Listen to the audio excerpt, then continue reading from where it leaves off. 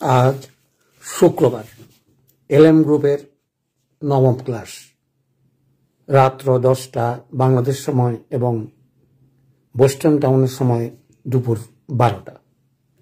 আমরা আলোচনা করতেছিলাম কেস টেকিং নিয়ে, অর্থাৎ মায়াজমের স্বরূপ, মায়াজম কিভাবে আমরা চিনব সেটা নিয়ে আমরা সাইকোসিস মায়াজমের এর আগে আলোচনা করেছি। আজকে সাইকোসিস মায়াজমের প্রধান ওষুধ থুজা নিয়ে আলোচনা করব। এরপর আর একটা ওষুধ আলোচনা করব, সেটা হচ্ছে ওষুধ ম্যাডোরিনাম। তাহলে বুঝতে পারছেন আজকের আলোচনাটা অত্যন্ত গুরুত্বপূর্ণ। এই কারণ মায়াজম যখন আমরা কেস টেকিং নিয়ে সাব্যস্ত করব, কিভাবে ওষুধ প্রয়োগ করব, তখন এই থুজা প্রয়োগ করলে আমাদের জটিলতা হবে না, সেটা নিয়ে আমার আজকের এই আলোচনা। অর্থাৎ কিভাবে আমরা মনে রাখবো এবং মনে রেখে মায়াজম ঠিক করে এই থুজাটা প্রয়োগ করার চেষ্টা করব। তাহলে কি কি লক্ষণের ভিত্তিতে অথবা কি কি মূল কারণে আমরা বুঝে নেব। দেখুন, অনেক সময় জটিলতার কারণে, এর আগে আমি আলোচনা করেছিলাম 18টা বাধা আছে, সেগুলোর জন্য আমরা আগেই চেষ্টা করব, তারপরে আমরা মায়াজমেটিকের চিকিৎসা করব। অর্থাৎ রোগী পাওয়ার 7 দিন বা 15 দিন পর্যন্ত চেষ্টা করব নর্মাল কোনো ওষুধ দিয়ে, অথবা গভীর ক্রিয়াশীল ওষুধ বাদ দিয়ে, অথবা মায়াজমের চিকিৎসা বাদ দিয়ে অন্যান্য ওষুধ দিয়ে চিকিৎসা করা। যদি ঠিকই করতে পারি সে মায়াজমেটিক, তাহলে আমরা প্রথমেও দিতে পারি। তবে আমার আপত্তি আছে প্রথমে দেওয়ার আগে সেটা আদৌ কোনো বাধা কিনা, সেজন্য 2টা উদাহরণ দেওয়ার চেষ্টা করব এবং সঙ্গে সঙ্গে আলোচনা করব যে কি করে মনে রাখবো। দেখুন, প্রথমেই চলে আসি যে থুজা মনে রাখার কথা যদি মনে রাখি, তাহলে আমরা বলতে পারি টিকার কথা। আর যদি ইউর কথা মনে রাখতে পারি, অর্থাৎ ইউরিনারি ট্র্যাক্ট ইনফেকশন, অর্থাৎ যৌনাঙ্গ নিয়ে অথবা আমরা প্রস্রাবের সংক্রান্ত যত প্রকার কষ্ট হোক না কেন, সব কিছুই থুজার অন্তর্গত। দেখুন, এর আগেও আমি বলছিলাম এক একটা ওষুধের এক একটা অঙ্গের উপরে আক্রমণ অর্থাৎ বেশি হয়ে থাকে। সেগুলো যদি আমরা মনে রাখতে পারি তাহলে বুঝতে পারি। তাহলে এখানে কি বললাম?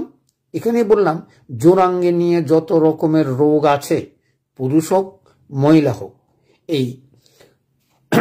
এই সাইকোটিক মায়াজমের প্রথম ওষুধ থুজা। অর্থাৎ থুজার কথা আমরা চিন্তা করতে পারি, কিন্তু তারপরও আমাদের লক্ষণ লাগতে হবে এবং কনফার্ম হতে হবে যে সে থুজার রোগী, কখন আমরা সেই ওষুধটা প্রয়োগ করব। দেখুন, গ্রাম্য ভাষায় বলা যায় আঁচিলের ওষুধ থুজা। আপনারা যদি সেভাবে মনে রাখেন তাহলে আমার মনে ভুল হবে। আঁচিল ছাড়াও এই ওষুধ প্রয়োগ করা যায় বহু ক্ষেত্রে, আর অনেক ক্ষেত্রে আঁচিলের জন্য ব্যবহার করে তার কুফলটা আপনারা নেবেন না বলে আমি মনে করি। কারণ এর আগে অনেকগুলো ওষুধ আছে যেগুলোই অনায়াসেই আঁচিল সেরে যায়। খালি মানসিক ভাষায় বলে আপনারা আঁচিল চিকিৎসা করতে গিয়ে অনেক সময় high to high power dose দিয়ে শততম পদ্ধতিতে জটিলতার সৃষ্টি করে। সেখান থেকে মুক্ত হওয়ার জন্য বলবো আঁচিলের ওষুধ থুজা, এটা আপনারা যারা ডাক্তারি করেন তারা কখনো এটা ভাববেন না। আপনাদের লক্ষণে যা আসে সেটাই দেওয়ার চিন্তা করবেন। আমি সে কারণে 2টা রোগের কথা বলবো যেগুলো লক্ষণের উপর ভিত্তি করে কিভাবে আমরা চিকিৎসা করেছি সেটা একটা উদাহরণ দেওয়ার চেষ্টা করব। তাহলে চলে আসি, কি পেলাম? প্রথমেই যদি আমরা চিন্তা করি মানসিক লক্ষণটা কি, মানসিক লক্ষণ হচ্ছে অস্থির এবং চিন্তাশীল এবং গোপনীয়তা, যেটা সাইকোটিক মায়াজমের প্রথম কথা, গোপনীয়তা। অর্থাৎ যে কোনো জিনিস সে গোপন করতে চায় এবং তার এই গোপনীয়তা এবং চিন্তাশীল এবং অস্থির, সেগুলি মাথায় রেখে আমরা গোপনীয়তার কথা মনে রাখার চেষ্টা করব। অর্থাৎ আর একটা জিনিস ভাবে যে আমার এসব পাপের কর্মের কোনোদিনই ক্ষমা করবে না, অর্থাৎ ক্ষমা হবে না। এটা হচ্ছে মানসিক চিন্তা। অনেক সময় মানসিক চিন্তার উপরে ভিত্তি করে ওষুধ নির্বাচন করা অনেক সময় কঠিন হয়, কারণ আমরা সেই কথাগুলো বের করা অনেক সময় কঠিন হয়ে পড়ে। সেই সুবাদে আমরা দৈহিক আচরণের বা চিন্তার উপরে ভিত্তি করে অনেক সময় ওষুধ নির্বাচন সহজ হতে পারে। যেমন 2টা কথা বললাম, টিকার কথা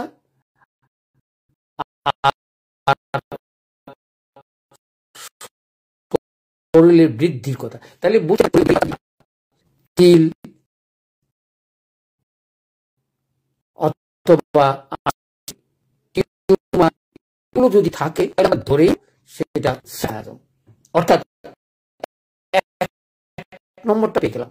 হয়তো মানসিক অনেক সময় কষ্ট হয়ে পড়ে, সেটা নির্বাচন করতে আমরা মানসিক কষ্টের উপরে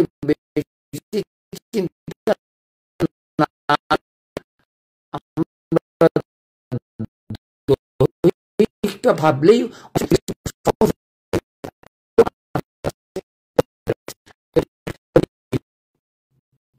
এবং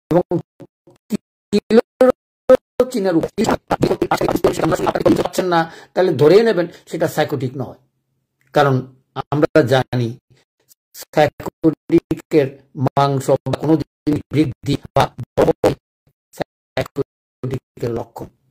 তাইলে কি পলিপ অথবা যে কোনো বাহির থেকে দৃশ্যত যে কোনো বর্ধিষ্ণ যাই কিছু দেখি না কেন সব কিছুই সাইকোটিকের মায়াজমের অন্তর্গত। তাহলে আপনাদের চিন্তা আর কোনো কষ্ট হওয়ার কোনো কারণ নাই। সেটা বরণও হতে পারে, সেটা আঁচিল হতে পারে, সেটা আমরা টিউমার হতে পারে, পলিপ হতে পারে, যে কোনো অঙ্গেই হোক। তাইলে বুঝতে পাচ্ছেন এই শারীরিক কষ্টটা দিয়েই আমরা থুজা ওষুধ নির্বাচন অথবা সাইকোটিক মায়াজমের নির্বাচনটা করে ফেললাম। কি নির্বাচন করলাম? এটা যদি থাকে আমরা সাইকোটিক বুঝলাম। আর মানসিক কষ্ট তো বললাম, চিন্তাশীল, গোপনীয়তা এগুলো থাকতেই পারে এবং ভ্রান্তি অর্থাৎ ভ্রম ধারণা, যেসব ভ্রম ধারণা নিয়ে আমরা আলোচনা করতে পারি সেটা হচ্ছে অনেক সময় মনে হয় পেটে নিয়ন্ত্রণ নড়তেছে, সেটাও একটা মানসিক চিন্তা থেকে এটা হয়ে থাকে। অথবা কোনো জিনিস ভ্রান্ত ধারণা থাকা। তাইলে এই দুইটা লক্ষণ পেয়ে গেলাম অর্থাৎ শারীরিকভাবে। আর যদি তৃতীয়টা কথা বলি, কোনো অঙ্গের উপরে অর্থাৎ মূত্রনালী বা যৌনাঙ্গ নিয়ে কোনো রোগী যখন আসে অথবা সে ধরনের ট্রাভেলস নিয়ে আসে, তাইলে আমরা বুঝেই নেব সেটা সাইকোসিস মায়াজমের অন্তর্গত। সেটা সিভিলিটিকও হইতে পারে, কিন্তু সাইকোটিক পার্থক্যটা একটু বুঝতে পারেন। অর্থাৎ আমার এই কথাটা যদি মনে রাখতে পারেন, যৌনাঙ্গের উপরে মূত্র সংক্রান্ত ব্যাপারে কোনো রকমের ট্রাভেলস আমরা সাইকোটিক মায়াজমে ধরেই নেব। কখন? যখন সেটা টিউমার থাকে, বর্ধিষ্ণু হয়, বাধা হয়, অথবা সিস্ট থাকে, অথবা সেখানে কোনো পলিপ থাকে, তাহলে আমরা এটা ধরে নিতে পারি। তাহলে আর কি হতে পারে? আর হতে পারে গনোরিয়া। অর্থাৎ গনোরিয়া হওয়ার পরে কোনো রকমের চাপা দেওয়া অথবা কোনো রকমের অঙ্গের উপরে যখন সে প্রতিষ্ঠিত হয়, তাহলে সংক্ষেপে কথা বলি। অর্থাৎ দেখুন, গনোরিয়া অর্জন করার জনিত কারণে যে সকল কুফল নিশ্চিত হয় সেগুলো আমরা অনেক সময় সাইকোটিক মায়াজমে ফেলতে পারি না, কারণ এখনো তার সেটা চাপা পড়ে নাই। তাহলে এক জিনিস, আর বংশগতি বাড়ে আগের থেকেই চাপা পড়া জিনিস আসছে, সেটা আরেক জিনিস। তাহলে গনোরিয়ার কথা ধরেই আমরা আগাতে পারি যে গনোরিয়া মানেই হচ্ছে যৌনাঙ্গের ট্রাভেলস, অর্থাৎ সেটা পুরুষাঙ্গ হোক আর মহিলাদের হোক। মহিলাদের কিরকম?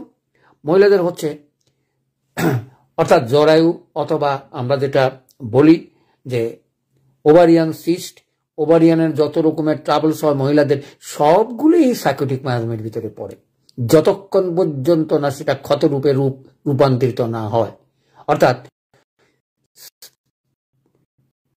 সিভিলিটিক মায়াজমের যেই কথা কোনো জিনিস নেই, আছে খালি ক্ষত, এবং ক্ষতর সঙ্গে রক্ত, পুজ, অন্যান্য জিনিস এবং ধ্বংসাত্মক কোনো যদি কাজ করে থাকে, তাহলে ধ্বংসাত্মক কাজ কি কি হতে পারে? অনেক সময় দেখবেন পুরুষ অথবা মহিলাদের অনেক সময় বাচ্চা হয় না। পুরুষদের বেলায় কমপ্লিট সেটা গনোরিয়া বা সিভিলিটিক মায়াজম, মহিলাদেরও তাই। তবে অনেক সময় এমন যৌথভাবে থাকে, ওষুধের পার্থক্য নির্বাচন করা কষ্ট হয়ে পড়ে। আমরা সচরাচর ধরে নিলাম কারণ মূত্র এবং যৌনাঙ্গে যদি কোনো ট্রাভেলস থাকে, তাইলে আমরা সাইকোটিক মায়াজম হিসাবে ধরে নেব। ওষুধ কি হবে সেগুলো নির্বাচন করতে হবে ওষুধের লক্ষণের উপরে ভিত্তি করে। খালি পাইলাম আমি থুজা ব্যবহার করব সেটা নয়। প্রথমে সিম্পল ওষুধগুলো দিয়েই আপনারা চেষ্টা করবেন যে কিভাবে আমরা সহজে চিকিৎসাটা করতে পারি। স্নায়বিক অর্থাৎ শারীরিক অসুস্থতা এবং মাথার চাপ বোধ এবং কানের শব্দ, এগুলো দেখেন, এগুলো অনেক সময় পার্থক্য করা অনেক সময় কঠিন হয়ে পড়ে। এই যে 3-4টা লক্ষণের কথা বললাম, একটা হচ্ছে টিকার কুফল এবং শরীরে বদ্ধিষ্ণু এবং জোরাঙ্গের উপর আক্রমণ এবং কোনো অঙ্গ এনলার্জমেন্ট যখন হয়ে যায়, অর্থাৎ বদ্ধিষ্ণু বাড়তি